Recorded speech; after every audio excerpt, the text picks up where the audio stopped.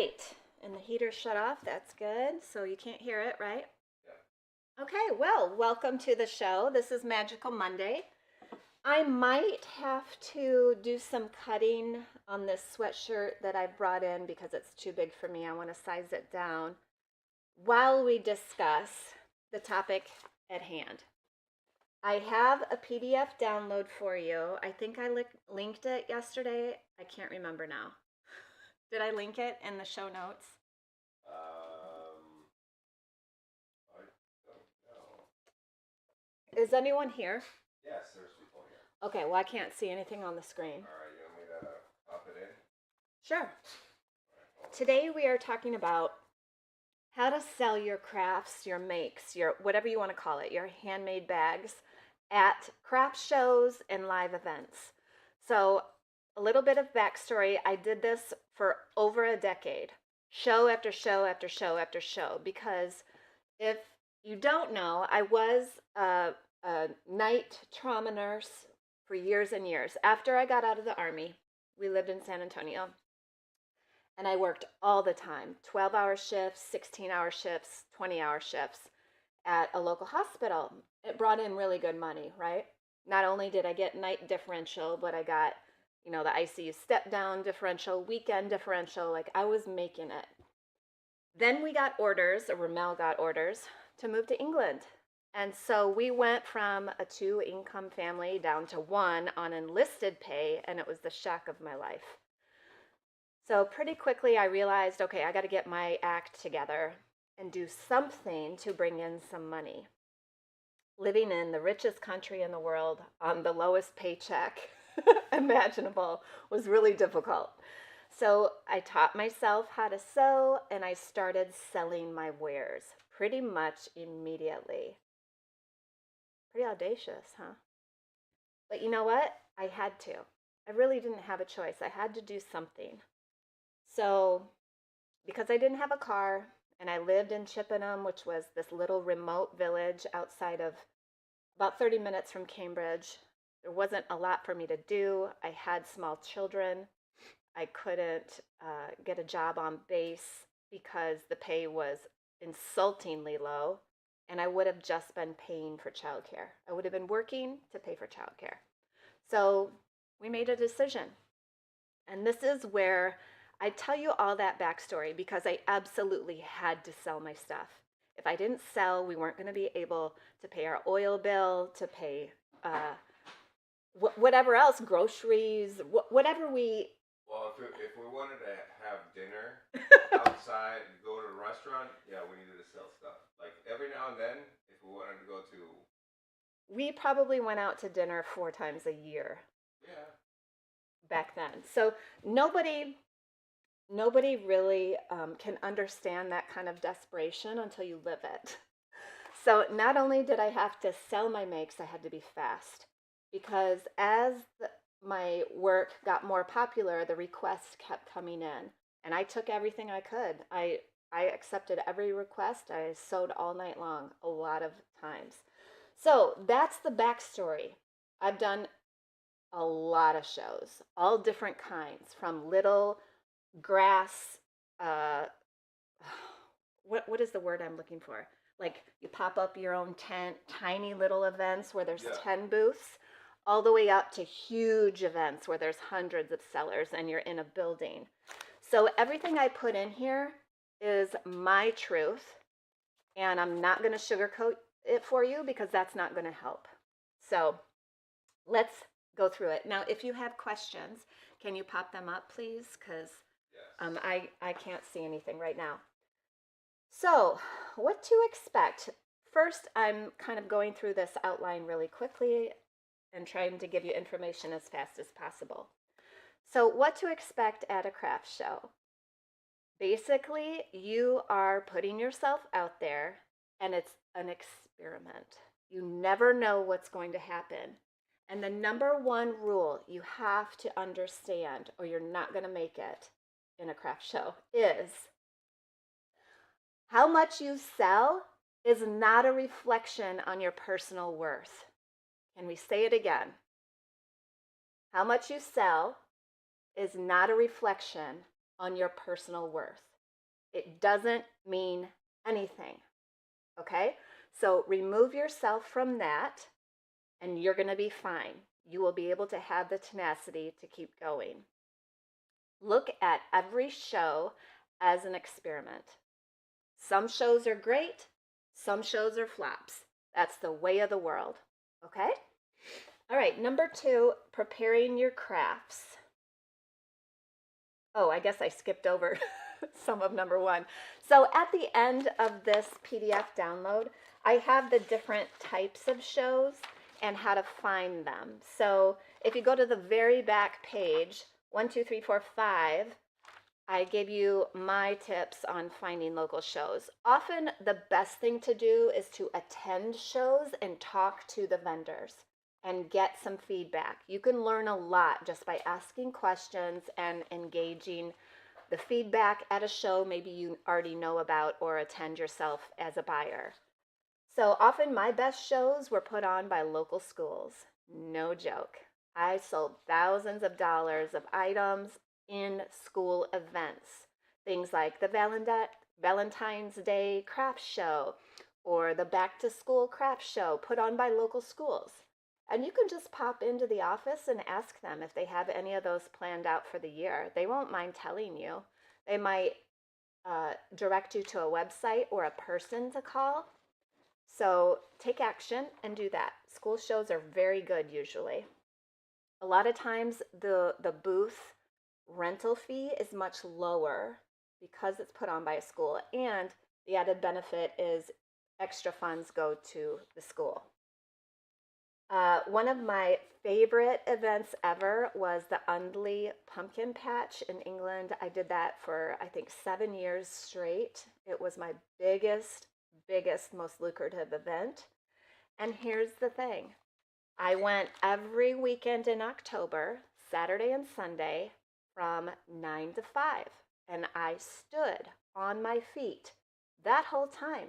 I engaged people. I talked to them. I was having fun myself. I was happy to be there. I didn't know how much would sell. I didn't have any expectations. I just thought, let's give this a go.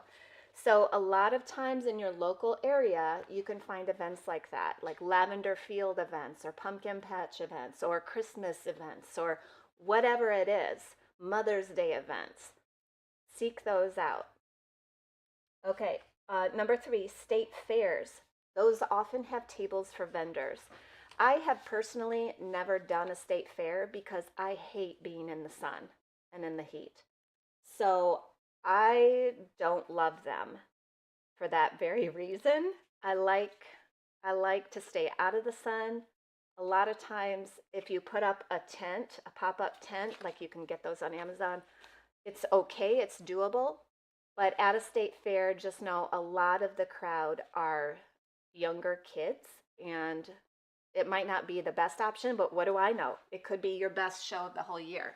That's the thing. You just never know. So it's worth a try. It's worth a shot. Your local business bureau, number 4, might have insight to local art shows. Just because it's called an art show doesn't mean it's all paintings or ceramics or sculptures. A lot of times, if you go in and show them the quality of your handmade bags, let's use for an example, they will be shocked and surprised and hardly believe you when you say, I sewed this, I make these, this is my art. Those are very good events. People go there to spend money. So if you play up and communicate that this is your art, you made these bags, it'll probably go very well for you. Number 6, there are national shows. Google it. If you're so inclined to do a really big, massive show, get in there and do it and let me know how it went for you. I've never done national shows, but I know that especially in the summertime, they are all over the US, for instance. So go ahead and Google that. All right, back to page 1. Do you see any questions? Please interrupt me if there are questions. Yeah, I don't see. Here somebody said.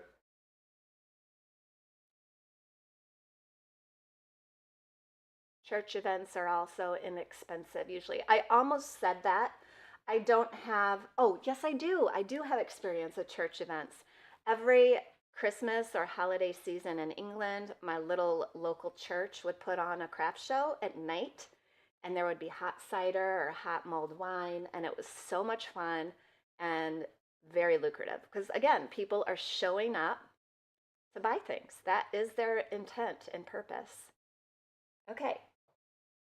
All right. So, number 2, preparing your crafts. I'm using the word crafts because it might not be bags that are your specialty. It might be quilts. It might be table runners or decor or curtains or stuffed animals or whatever. So, crafts is all encompassing. Okay. So, selecting the right products. What sells? I probably get an email once a week about this. And honestly, people don't know what they want until you show them. Can you just remember that? People don't know what they want until you show them. So, whatever you find joy in making, do that. I will say having different tiers of price levels is very helpful. A lot of times people show up to these events and they're not anticipating spending $100 on a handmade bag. So I was always sure to have $5, $10, $20 price points and lots of it. And then a lot of times people would buy that $5 or $10 item from me and then come back to another show or another weekend if I was doing that show 4 weekends out of the month and buy the more expensive item. Just like we would do when we're testing out new brands. You're not going to buy 100 pairs of a legging. You're going to buy one pair, and if you like that legging, you're going to go back and buy more, either in the same color or more colors. So it makes sense to have different price points and just kind of think about the crowd. Who is your person that you're going to be selling to? What age group are they in? What's their income level, more or less? I don't go too deep on that because you're not in people's pocketbooks. You don't know. But just try to anticipate, okay, who is showing up at this show? What are their highest values? It can tell you a lot. Just takes a little bit of reflection. Okay, so step 2, we're still in selecting the right pieces that will sell and pricing strategies.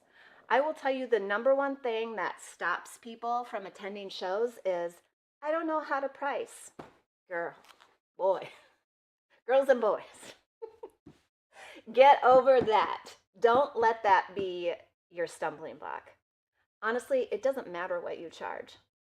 If you're happy just recovering the cost of your materials because it brings you joy to make things and you want to sell a zipper pouch for $8, then do it. It's your life. It's your choice. It doesn't matter. If you want to sell a zipper pouch for $25 because you're trying to make some profit on your time and your materials and whatever else, then go ahead and do it. You will learn what works for your area and your crowds. It is a real thing that certain shows demand lower prices and certain shows demand higher prices. Again, you have to think, who is your consumer? Who is showing up to this awesome show that I'm in? And how do I value my work? I will not tell you, oh, your Santorini tote should be $100 because I have never sold a Santorini tote for $100. I don't feel right doing that. That's me. That's a me problem. So what do? I don't worry about what other people are doing. I don't worry about it. I don't even waste time thinking about it. I price my goods on what I would pay for that. Really unscientific, right? It's super unscientific, but let me tell you, it sells things and it gets the job done. I'm not a person who wants to have a spreadsheet lining up, oh, this 12 inches of zipper cost me this, and my materials cost me this, and my time at $20 an hour cost me this.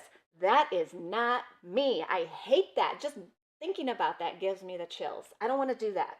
That does not bring me joy. So I guesstimate about what I spent on that bag, and then I up it a little bit, and I'm happy. I'm happy. It doesn't have to be, you're not an accountant, right? Or if you are, then do your thing. But It doesn't have to be that way. Whatever method you choose is absolutely fine. Okay? All right, number 3, booth design and setup. So on this one, what I have learned is if you have tables with your goods on them, you don't want to force people to go, what's that? Okay, you see what I did? I had to like bend over and look at the item flat. You don't want to do that. You want to get things stacked up. You know those wooden crates that you can buy at big box stores and you can stack them? Do that. Put your items up. Try to put your best looking items at eye level if you can. One of my tricks is I go to thrift stores all the time.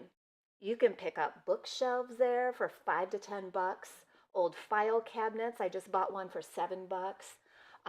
Tables and little rising things all the time. Think outside the box. You do not have to spend copious amounts of money on acrylic risers and stands and all that like you can find on Amazon. You don't have to do that. You can paint these wooden crates. You can even stack big, heavy books up in a big pile and put your bag on top. Check out Pinterest. Google how to set up my craft table, and you will be spurred with lots of ideas, and whatever you choose is fine. All right, so tiered displays, that's really, really important. You can have a themed display. I am not huge on themes because I like doing all different kinds of styles generally.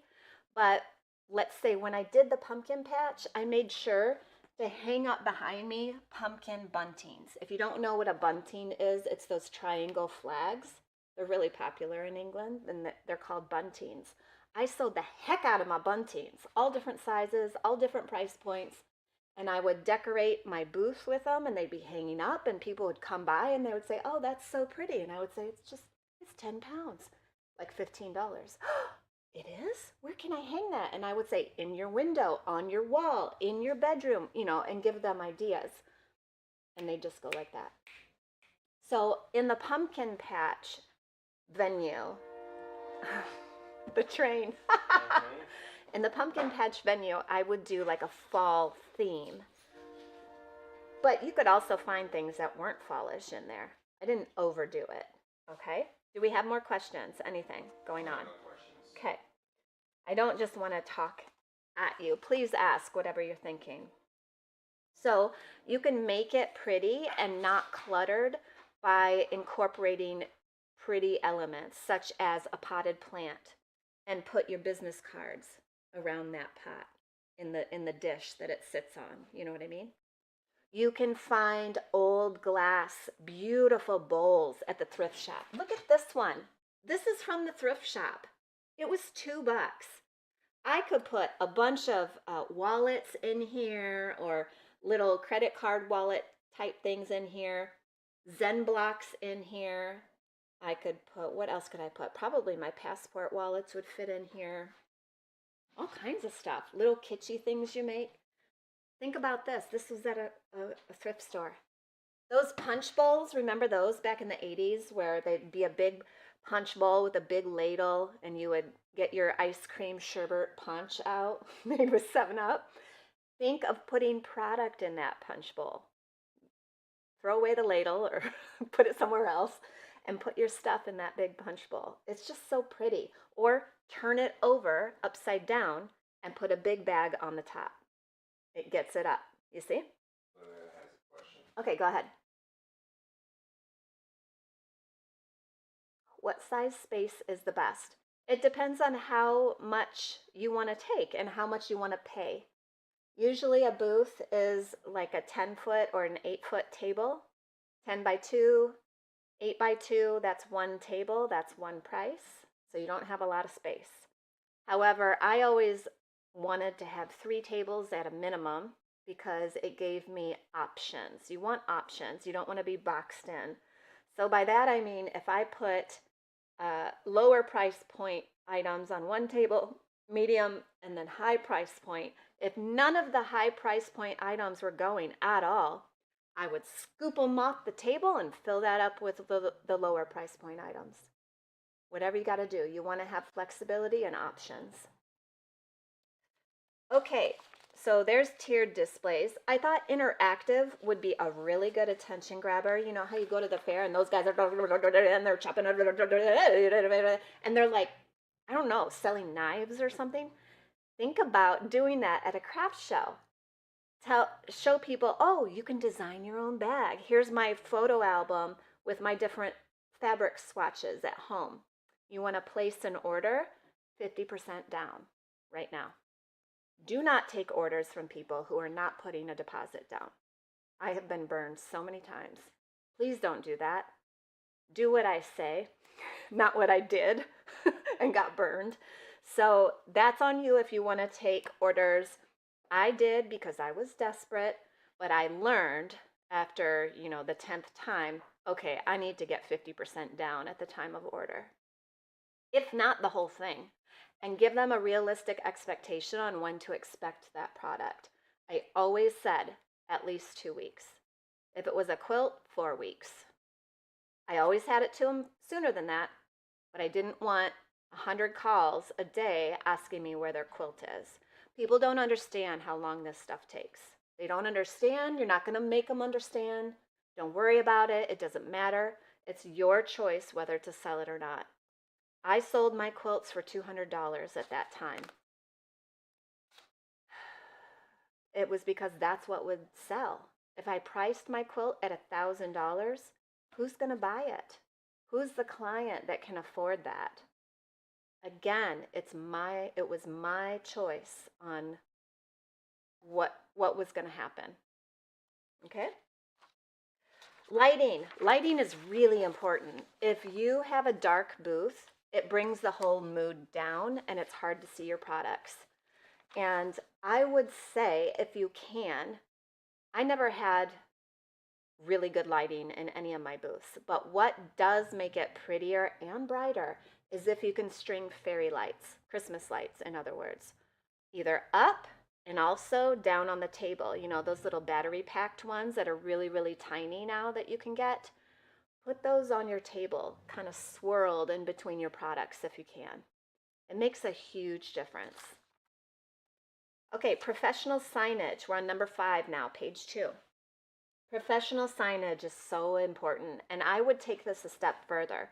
So if you have a beautiful banner that says your business logo or whatever, I would also put under it, everything handmade by me, or whatever you want to say there. Make sure people, when they see your sign, they know this product is not from China, it's not in Walmart. I made this product.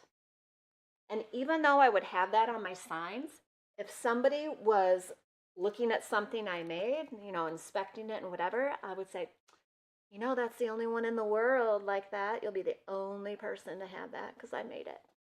And 9 times out of 10, oh, you did? You made this? And I'm thinking, oh, yes, did you read the poster? So be sure to talk, to engage people and tell them I made that, because that is such a rarity. That is so rare in this day and age. If you're looking for a place to print your banners, posters, flyers, business cards, I use Canva. You can design on there at an exact size, and then you can have them print it if you don't have a local printer. I have done that when I've been in a pinch, and I've been very happy with what they've done for me. Another question. Yep. Would you charge more for an order or the same price as the items that are made? So I did not charge more because I felt like, I don't know, I felt icky. But if that's your policy, then you can do it. It's all in your court. The ball is totally in your court. You can do whatever you want. You could even have a sign, custom orders incur an upcharge of $10 or something like that if you want to, if you don't want to say it to the people. But another thing about this is you don't have to have that out in the open. You can just say, okay, so you want this custom and da da da, and I'm going to make it and I'll have it done by here. Here's my contract, like a one page. Yes, I want this item, their signature, and then the cost right under it. So there's none of that like, ooh, I didn't know this was going to be $10 more because I custom ordered it. You can just have the price right there at the bottom and you say, okay, thanks very much, 50% down right now. And then it's done. Clarity is kind. Be ultra clear. You don't want to resent your customers, and so you don't want your customers to resent you. So all of that should just be ultra clear on paper. Don't keep everything word of mouth because people forget. And even now, it's more than ever they forget because we're all bombarded.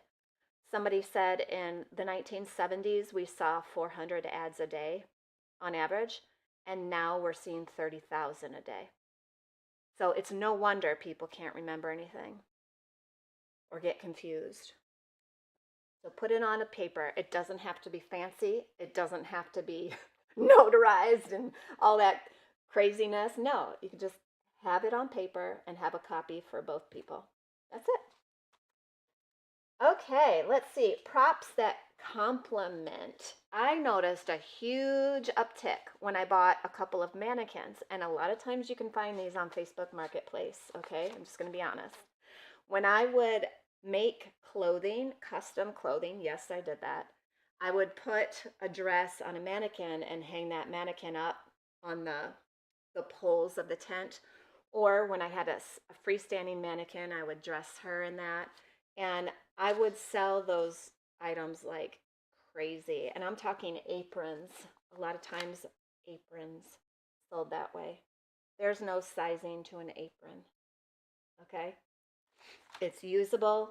It fits everyone for the most part. It can be non gender specific. So just think of that. All right, let's see. Oh, yeah, plants. Like I said before, the potted plant with your business card. There's a lot of things you can do to make your booth pretty, pleasing to the eye, and then people will want to come in. They'll gravitate towards you easily. All right, let's go to number 10, customer testimonials. This can be very powerful. If you have some great reviews, ask that person, hey, do you mind if I print out this 5-star review and display it on my table? It'll only have your first name and last initial or something like that, because the power of a review is real. Do you check reviews when you buy online? Because I do. I know that not all people are informed when they give a review. I recognize that. I weed those out. But the majority, I want to see 4 stars and above. So that can be a really big deal for your little table. It can be a powerful piece to incorporate. Did I just skip? Oh, I went from 10 to 4. How did I do that?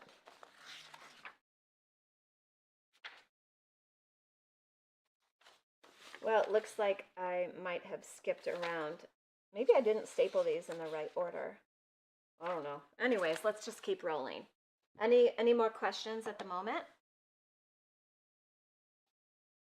Nothing? Look at this one. Oh. Putting out a bowl of mints tends to attract people. The trick is to engage them when they reach the bowl. Yes. Yep, I'm getting there about engagement. That's the most critical piece in the whole shebang. This is my sweatshirt that I'm going to size down. Lisa has a great point. You must engage, folks. I'm an introvert. I don't know if you can understand, if you're not an introvert, how difficult that is. But you can do it. If I can do it, you can do it. So on here somewhere is about engaging people.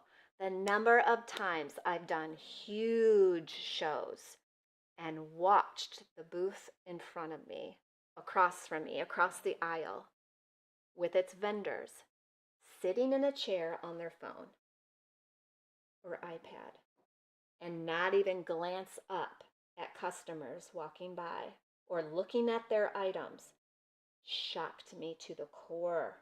To the core! You have to engage people. It's not pushy, it's not salesy.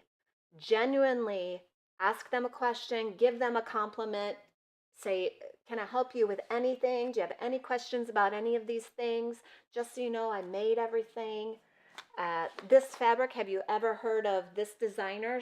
This is her fabric. It's one of my favorites. You know, if you have to start talking about yourself a little bit to smooth in there and break the ice, then do it.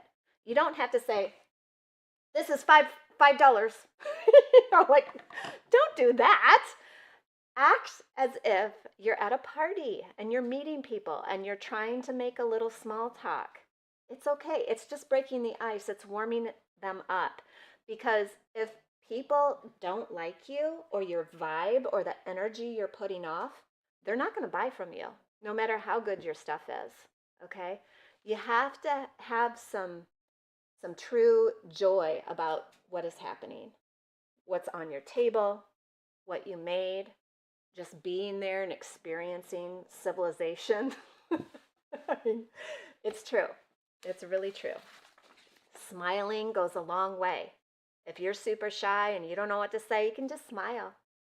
Hi, hi. That's all you have to do. It really, really helps. So you can hone in on some things that will help you have more people visit your booth, such as get on social media. Everyone talks about how they don't like Facebook or they don't like Instagram or they don't like YouTube or this or that or yada yada. I can't. Well, you know what? You're right. If you say you can't, you're right. If you say you can, you're also right.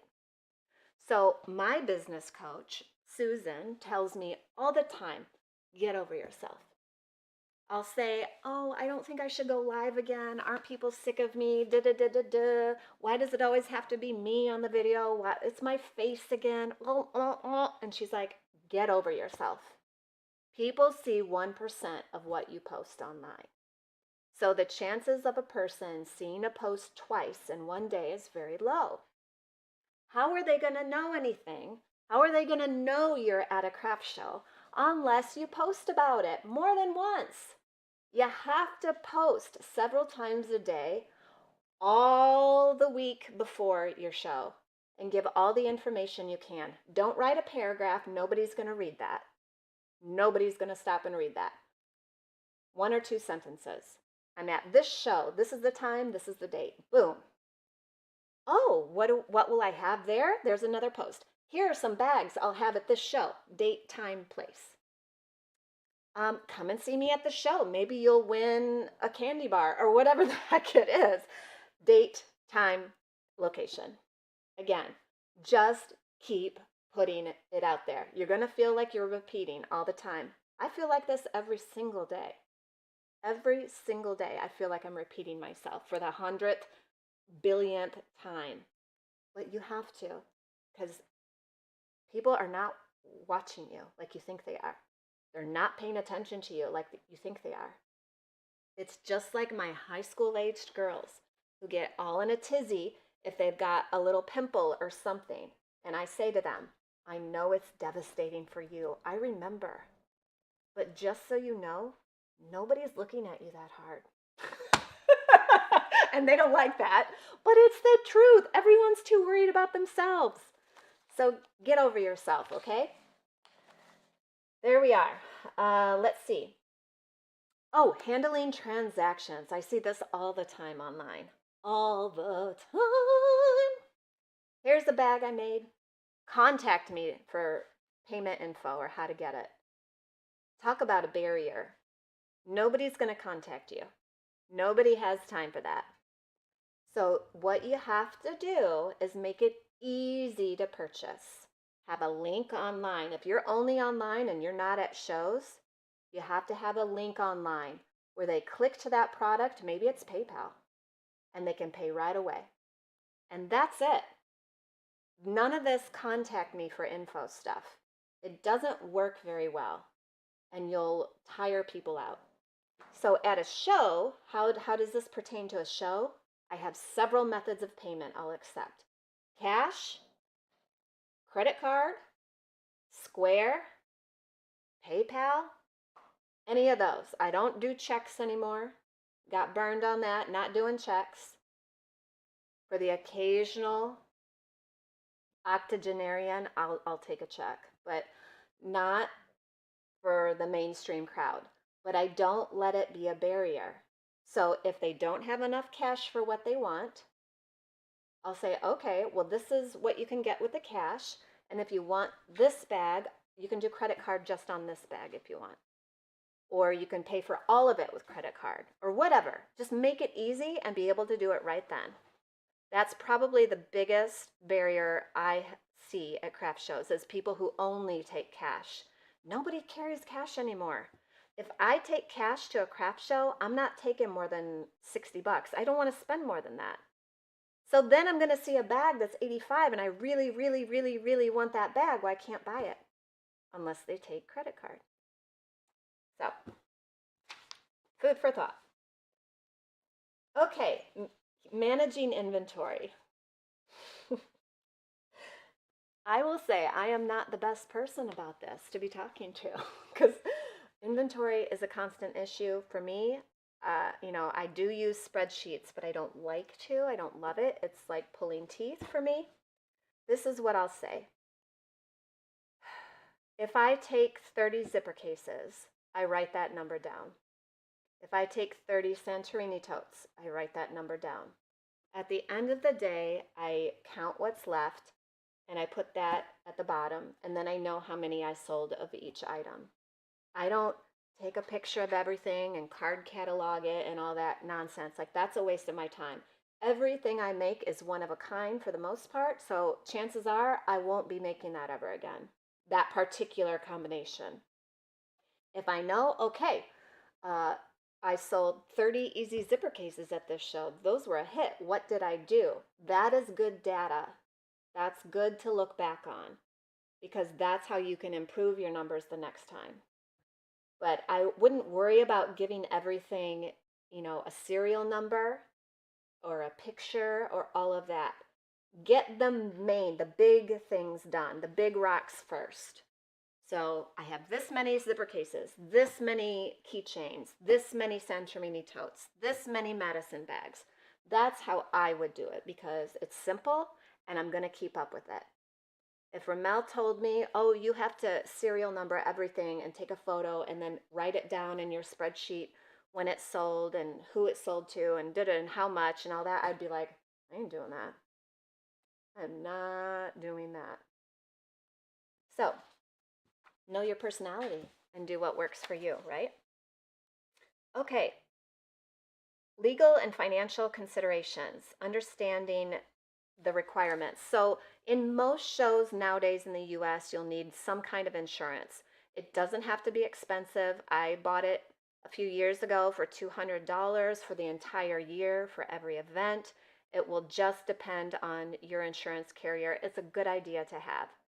You also want to somehow legitimize your business so nobody can sue you, such as making it an LLC or a sole what do you recommend, Ramel? LLC?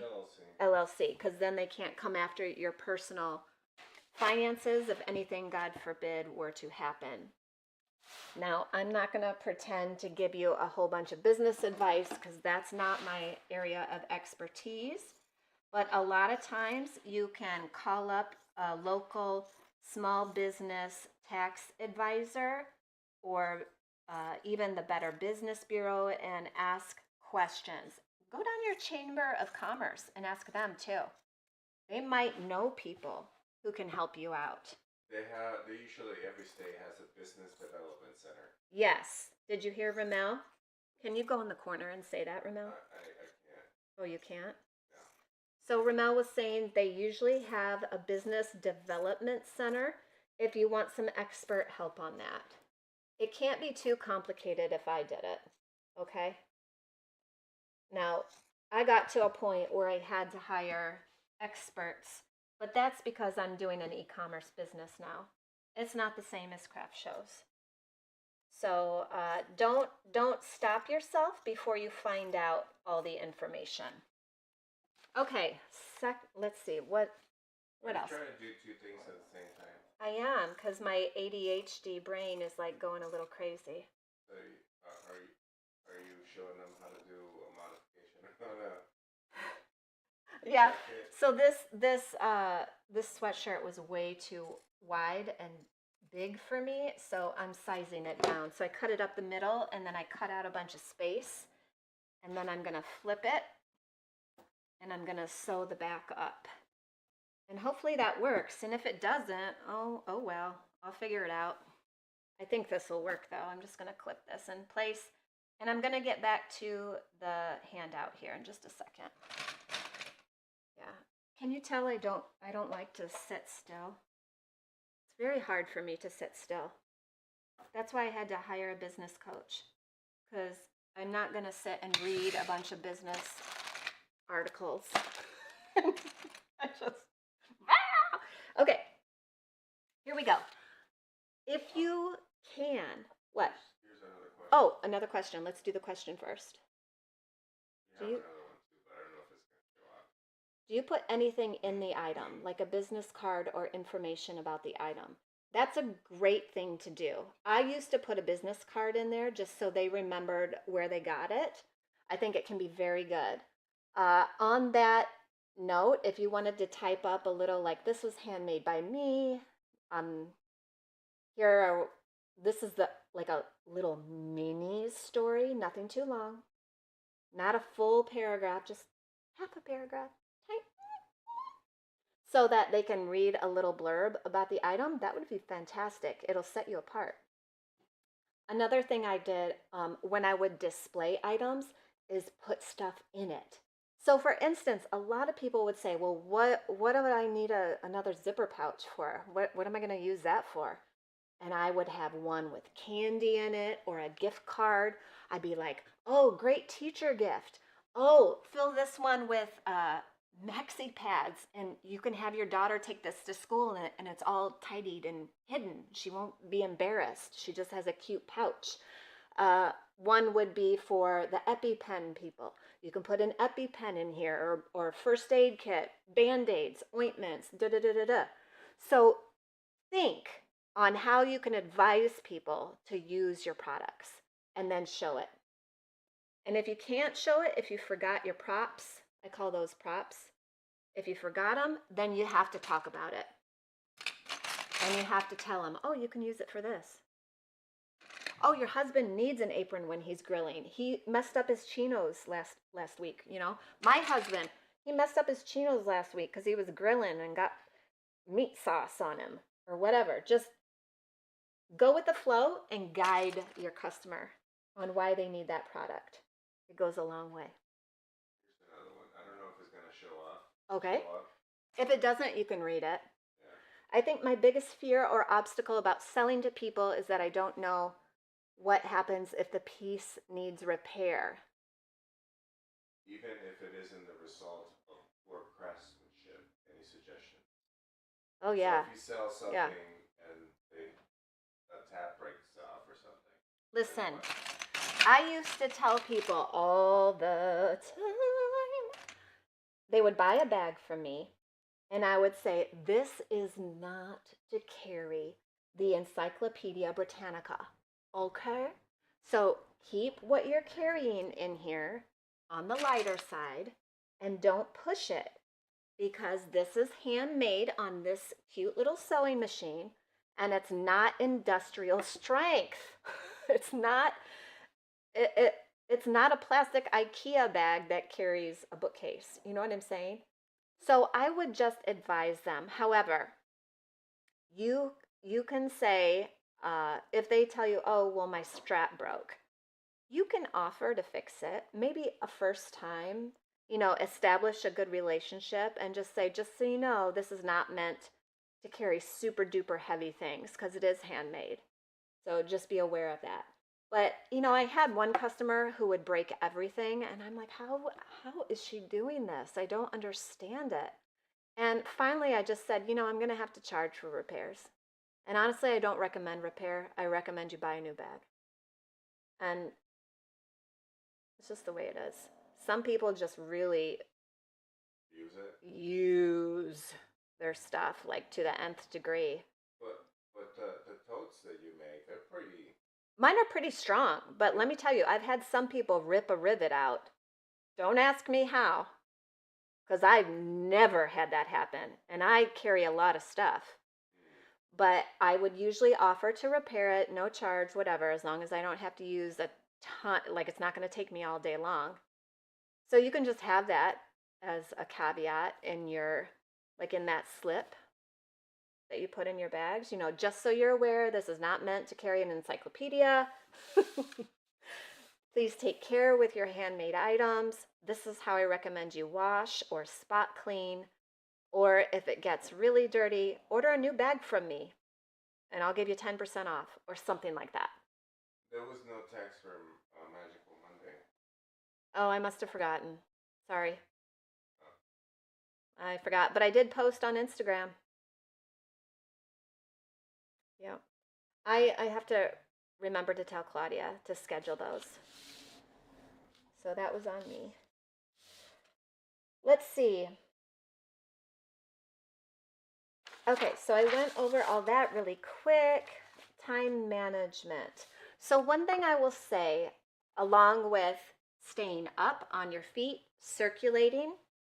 Do I have any circulating nurses here? I was a circulator in the OR for a little bit. You're on your feet, you're walking around, you're taking care of business, you're rearranging, you're talking to people, that kind of thing. One thing about that is it can be very tiring. So I always, always, always wear compression socks. And I'm talking medical grade 20 to 30 MHGs where it's pressing the blood back up to your brain. Because if your brain is not getting enough blood or oxygen, you're going to be real tired real fast. So I wear them even to work. Here are my compression socks. I wear them every day. I'm not going to lie. Started as a nurse, especially when I heard the heart surgeon I was working for say, oh, you really should have compression hose on. You're going to get varicose veins. And he had them on. I thought, oh, hell's bells. Let's get in there. Wear compression socks. It's life-changing. The other thing is stay hydrated. So water is H2O, right? There's oxygen in water. Drink it. Drink it, drink it, drink it. Drink water. Stay sustained. I pack those Luna bars, protein bars. I like the lemon zest. That's the only kind I like. I pack 2 or 3 of those just in case. Because if you get hungry, you're going to be really distracted. You might have hanger issues like I do. And you won't be able to focus. So a quick, easy snack is best. I do not recommend eating in your booth. I think it's tacky. I think it's gross. I try not to ever do that unless it's an absolute must. But you won't see me ever like eating a burger in my booth. Ew. No, protein bar, discreetly, quickly, whatever. If you have another person or two that can relieve you and give you a 10-15 minute break, that's great. You can go ahead and do that. Eat out of your booth. It's what I recommend. It's more professional. It looks better. People are going to think if you're eating that they're bothering you if they ask you questions. So there's that. Okay. Pack healthy snacks, blah, blah, blah. Yep. Networking with other vendors. This is my favorite. I never have been in a show where I felt like, ugh, they're my competition. Why are they here? No, I'm like, oh, how interesting. I want to go talk to them. I like their stuff. I like their vibe. I like the look. I like what they're doing. I like what they're selling. And some of our closest friends now were vendors that we were across from in big shows. It's awesome. It's so expanding. So go in it with that frame of mind. The other way is a defensive frame of mind, and we don't need to do that. Go in it with the offensive frame of mind, meaning I'm going to make new friends. I guarantee you one of those vendors is going to buy one of your items. I know I do. I know that if I like the booths around me, I'm buying something. What about the Quilt Spot next to us, where then I spent about $5,000, huh, Ramel? Because we love them. We love them. They're so awesome. They're great people. Other businesses are usually great people. So just think of it that way. Okay, let's go over this quick recap. 10 things to keep in mind when selling in person. Show your story. People like to buy from human beings, meaning, I just heard this analogy the other day. Do you know who the CEO of Marriott is? Because I don't. I do know who the CEO of Virgin Atlantic is, Richard Branson, because he made it a point to tell his story. His branding is very, it's on point. He just makes it about his human presence on earth, you know? So what I mean by that is when you're in a booth, make it easy for people to engage with you and to like you, because that will translate into your products. They'll feel good about buying that. It doesn't feel good to me to buy a product at Walmart. I don't like the vibe of Walmart, and I don't love what they're doing. They're pushing out mom and pop stores, so it's not in sync with me. But it would be in sync with me to go downtown Stoughton and buy from a mom and pop shop that same product. It's just different, right? Eye-catching display. Make sure your booth is visually appealing. Don't overcrowd it. This is one of the biggest things. Okay, here it is. This is really important. Don't give people too many choices. Decision fatigue is real. So if you brought 100 zipper cases, you're only going to put 10 out. Put 10 out. If you brought 100 Santorini totes, you're going to put 10 out. 10%. That's it. Any more than that is going to create decision fatigue with your customers. Don't do it. Don't do it. If things aren't moving and you want to switch them out for different colors, okay, fine. But remove those first ones that weren't selling. And on that note, for a craft show, I wouldn't have more than 10 different items. I wouldn't go above 10. Because then, I want that, And so then they buy nothing. I don't even know how to say this in words. It's real. I've watched it happen. So try to hone it in and focus on the best things for you to sell. What will benefit you the most? And work on that and then experiment. But don't put all 100 items out at once. Even if they're amazing. Even if they're amazing. It doesn't matter. Don't do it. Because decision fatigue in a human being happens in 3 seconds. 3 seconds. You've got 3 seconds. So if I were to lay 20 bags in front of you and say, which one do you want? You'd be there forever. You'd probably walk away. But if I put 3 bags out or 5, now you can make a decision. It's not so difficult. Okay? Hear me out on that. It's really real. And sometimes the customer would say, oh, I wish this one Speak came, up. I wish this came in this color. Yeah, oh, they say that all the time. And then they'll be in the other 100 that you brought in. Well, maybe. But I have a problem when people say that, because usually that tells me they're looking for a reason to say no. So if they say, well, my favorite color is hot pink. Do you have this in hot pink? If I do, yeah, I'll get it out.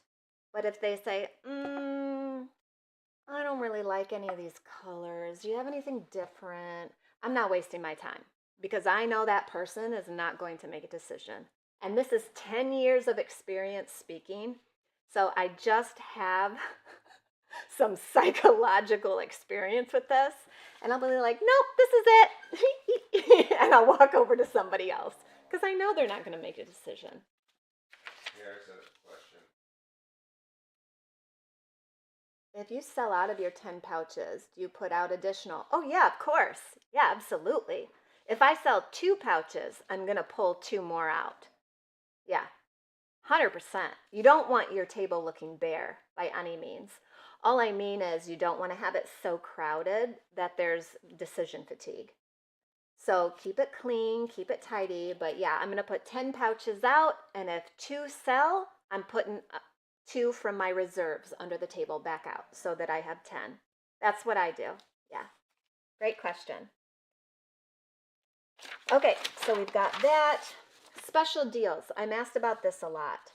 So one thing I learned to do over time was create a deal that is a no-brainer.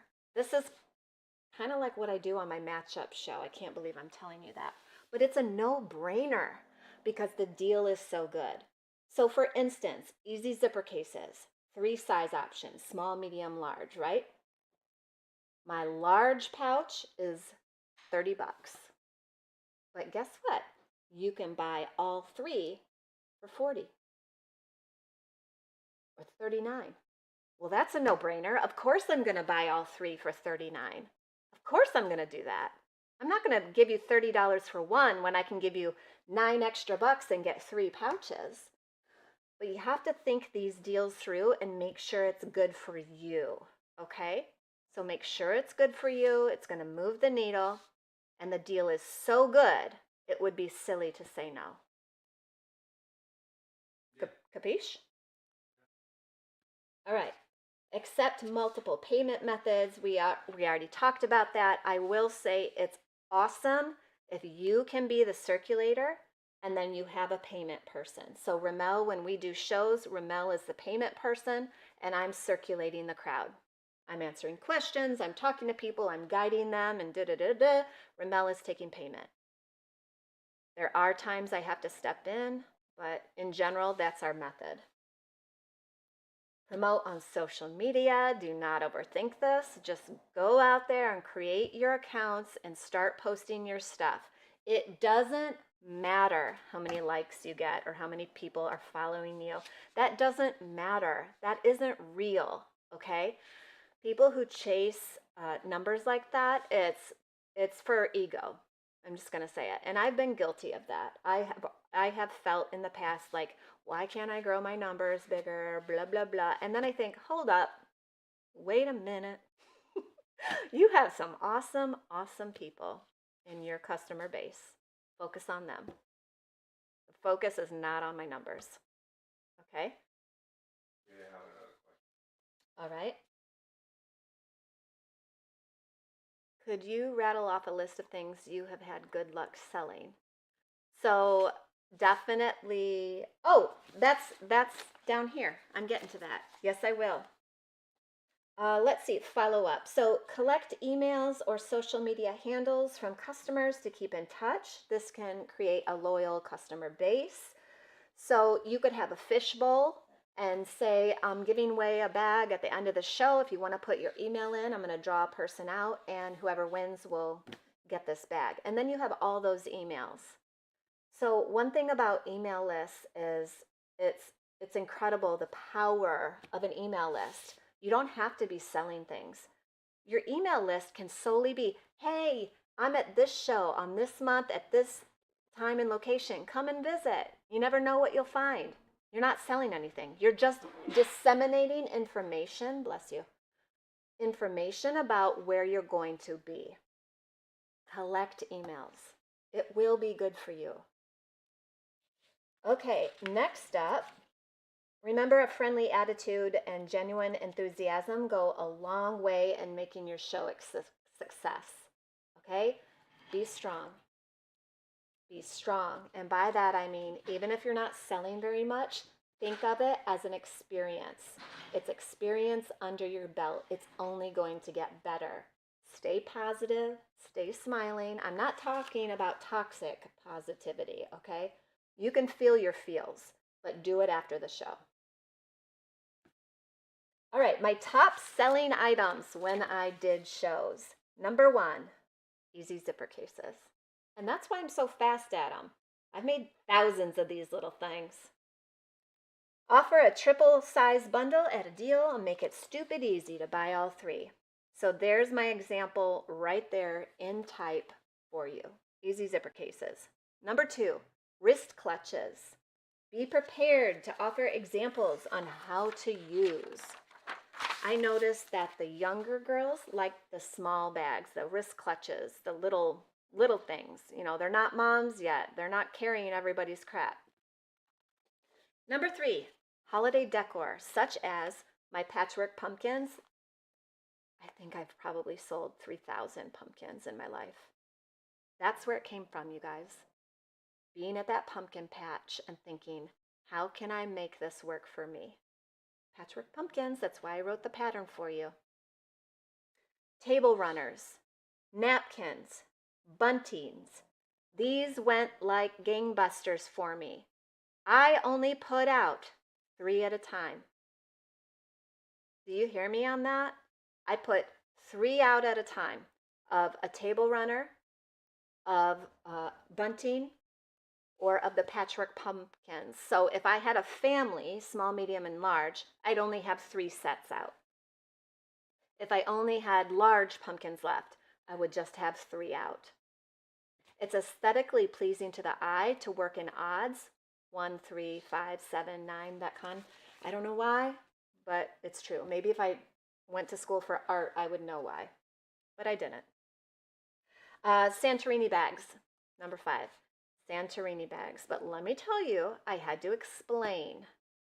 So by that I mean, I don't have one back here, but my large Santorini bag, I was in a lot of shows where people traveled because we were all military.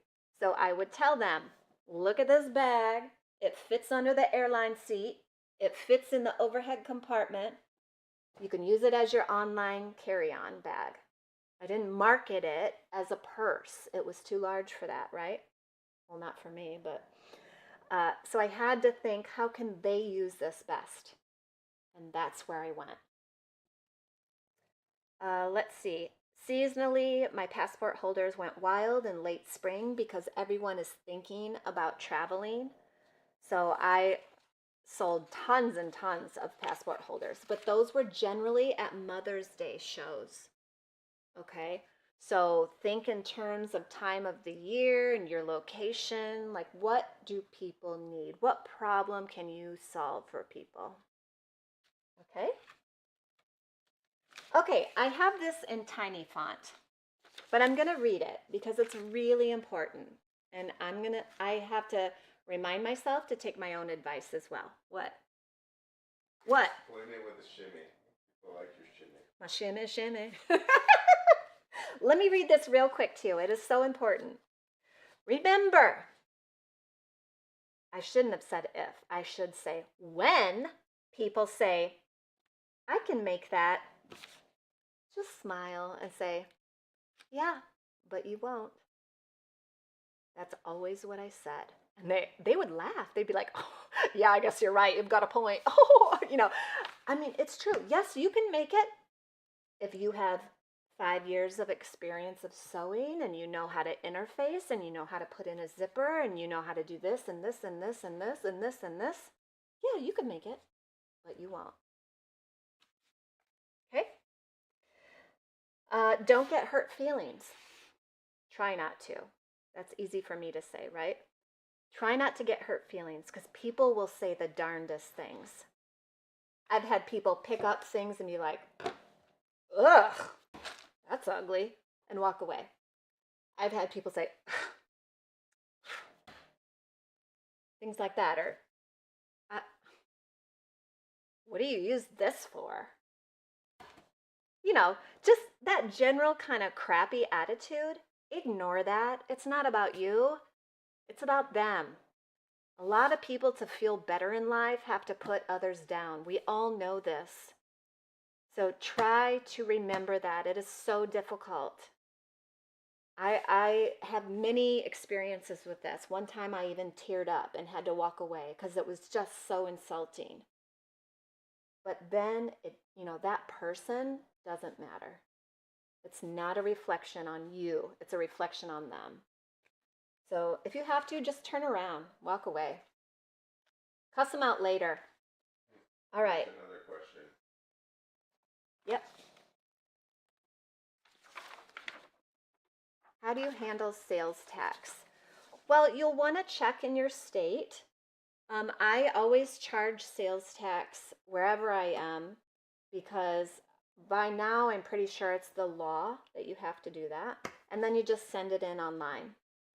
Don't when you go to a fair, don't they go and tell, collect that information from you about what you sold, and then they take taxes from that? A lot of fairs will collect that information, yes. And it will be on you to turn it in at the end of the year. Sometimes if you're selling a lot, it's quarterly. But in general, don't let that be a barrier to doing this because they're not going to come after small fish, first of all. And usually, unless you're making over $700 a year, they don't even care. So I'm not a tax expert. You definitely can contact a tax expert on that. I charge sales tax and I turn it in. But that took many years to get to that point. If you use like Square or PayPal, you can have the software add sales tax. Oh yeah, all the software will add it for you. The trick is to just make sure you're turning that in at the end of the year. And again, if you're under, I'm going to just pull this number out, but if you're under $5,000 in a year, you're pretty safe. The IRS is not going to want to come after you. Just try to follow the law and the rules and do the best you can. Don't let that be a barrier to not doing shows. That's what I'm saying. I'm being real. Okay? So there you go. And you can always ask someone, maybe you've got a friend or a family member who knows more about that and can help you out getting started. Once you start doing it, it's very easy. You can even set it up automatically so that you get an email reminder when to turn in your sales tax. Most states are online right now. Who are your problem states, Ramel? Illinois? That's one. North Carolina? Yeah. Actually, those are the biggest two. Those two? Yeah. Those two, good luck. You can do it. If we can do it, you can do it. Okay. Let's see. Blah, blah, blah. Okay. And, final notes. It isn't easy. If it was easy, everyone would do it. So keep that in mind. I know you can do it. Do you know you can do it? Because whatever you're telling yourself in your head is 100% true, whether it's positive or negative. Don't expect to get rich making handmade goods, okay? Let's be real. You're a one-person sweatshop. Getting rich is not the point of selling your items. Having a little bit of money come in while you're doing what you love, that is the point. You're in the wrong industry if you're looking to get rich. Go study the stock market, sell real estate, do the other things because that's going to be way easier. Okay, so I just want to be real there. Here's another one. All right. Did you take custom orders? I did in the beginning. I did for, I want to say about 5 years. And then I had to turn them off. Because what I noticed is probably 50% of the time, people would tell me what they wanted and then they wouldn't like it. So what that told me is most people do not have good color theory. They don't have good aesthetic or style, and I do. So if that's my strength, then I'm going to make what I want and offer it, okay? Many times people will tell me, oh, I want a purple exterior and I want a turquoise interior and I want Grello webbing and I want it all with rainbow hardware and then this, and this. And I would do it and they would be like, oh, that doesn't look very good. I said, I tried to tell you those colors don't work together, but you insisted. So now you owe me. You owe me that money because I put in the time. So after about 5 years, I stopped taking custom orders because there was just too much of that going on. And I told people, nope, you can tell me what you don't like, and I'll keep that in mind, but you're not telling me how to make this because I know what's going to look best. So I would make bags quite often, and they would say, well, I don't like purple. So I wouldn't use any purple in that at all. Sometimes you will get an order, and then later on, as you're finishing it, it's like, can you add this? Can you add that?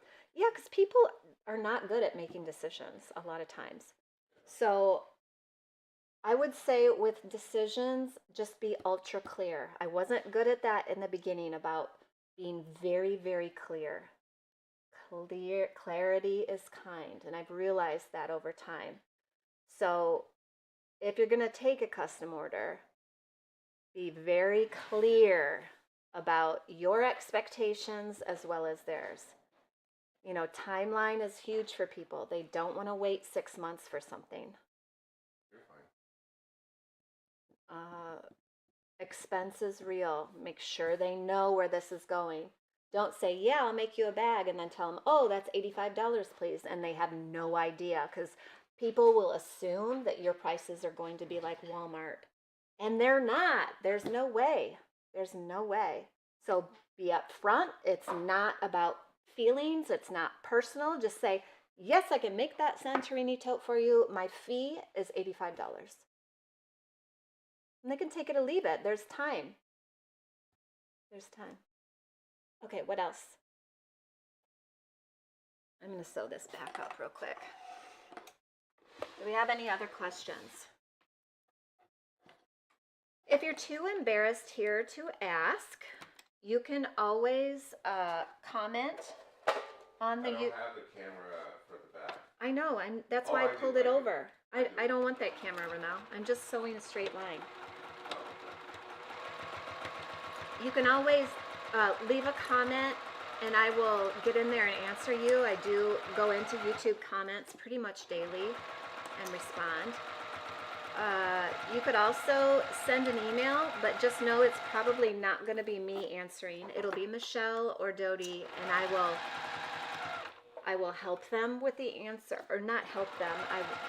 If they don't know, they'll ask me, and I'll give them a blurb, you know. I just don't have time to get into that email every single day. Let's see, what else? What else can I think of? I'm going to say it again about your worth is not dependent on your productivity or your sales. I think that's where we go as humans a lot of times, and we need to stop. I might have cut too much out of this sweatshirt. Jenny?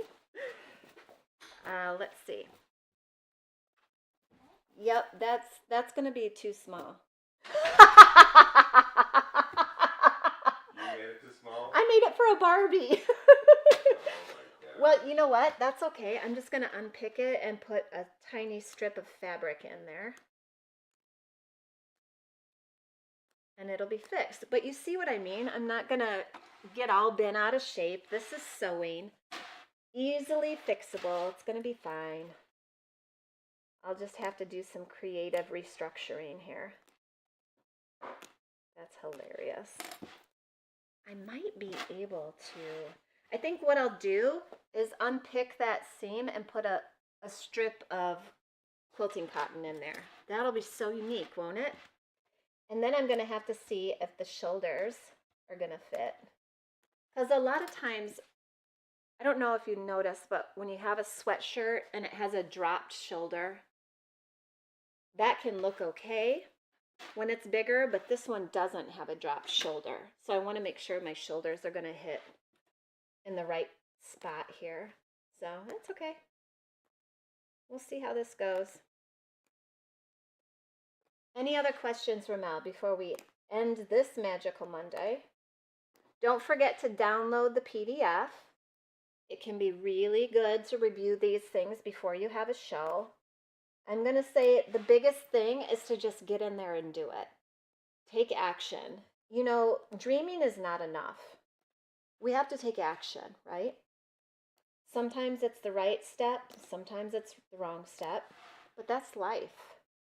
And how you deal with it is the most important thing. I can tell you, I never thought I'd be a business owner. This has completely rocked my world and just shown me you never know. You never know what can happen or what will happen if you just take action and go for something. But you gotta work hard. It's not just all talk. You gotta take the steps, and you can't let the Scrooges get you down. You can't let anyone negative talk you. If you have those people in your life, you got to get out. Is it okay to share the PDF? With who? I don't know. Well, I would prefer people come to my website to get it. I would prefer, I'm laying everything out on the line here. I'm not holding anything back. So it would be nice if they got the PDF from my website because it's available on there. And it's free. And it's free. It's Just free. Send them a link to the website. You know what would be better? Tell them to subscribe to my YouTube channel and download the PDF themselves. That would be the best thing. I could probably go really deep on this and charge for a course, but I don't want to do that. I've thought a lot about this, especially in the last couple of weeks, and I have been told by other people that they can sense that my purpose here is to help heal and to energize people. And I've always been like that. I was the worst runner on my high school cross-country team, I think. But I was team captain. And the reason for that is because of my energy and my belief in you. My belief in myself. Like, it doesn't matter that I'm the slowest person running. What matters is that I'm out there. I'm taking action. I'm doing something, right? And that's what I want to give to you all. There are so many reasons not to do things. Turn them off. Turn all that off and just do something. Do something. Stop talking about it and do it. I have a sweatshirt that says, stop talking about it and do it. It's true. It's true. Okay, I think that's where we'll wrap it up. They wanted to see you finishing that. You want to see me finishing it? Yeah. Well, I guess I can do that. Isn't that kind of a long show, though? Well, is it going to take you half an hour? No, this will probably take me 5 minutes. So I cut a huge chunk out of here. Let's see if I can quickly get these threads out. Do I have any fabric back here, though? Oh, you know what I've got?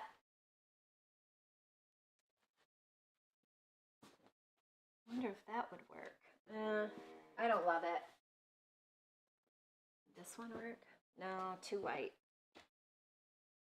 Maybe I could throw some of that in it, although I haven't washed this. What? I think maybe we should end the show so you can get that figured out. Yeah, I need to figure out what fabric I'm going to use. But, what I'll do is I'll finish this and post it on Instagram. And we'll see if it's a hit or miss. You'll wear it for the... Maybe I'll wear it for the Wednesday night show. Yeah. This is the front. We'll see what happens with the back. And I might have to take out these sleeves and move them up too. I don't know. I've never done this with cutting this much out. I've cut the sides of sweatshirts and done like a V-shape fabric insert there. I've done that, but I've never cut most of the back out before. This might have to be worn backwards. We'll see. All right. Thank you so much for being here. Let me know how I can help you in the future. And remember, peace, love, sewing.